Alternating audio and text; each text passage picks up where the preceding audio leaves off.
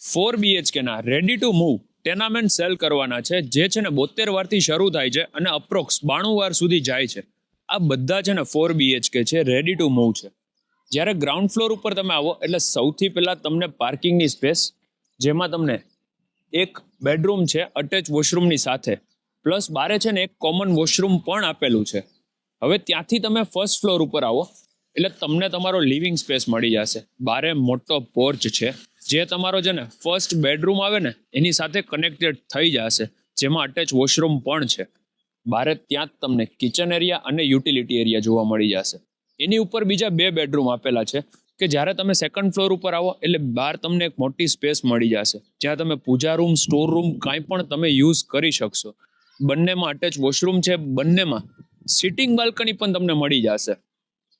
આવો હવે ટેરેસ પર, હું તમને આનું એક્ઝેક્ટ લોકેશન સમજાવી દઉં, કઈ જગ્યાએ આપણા ટેનામેન્ટ આવેલા છે. મારું નામ છે યશ રોકડિયા.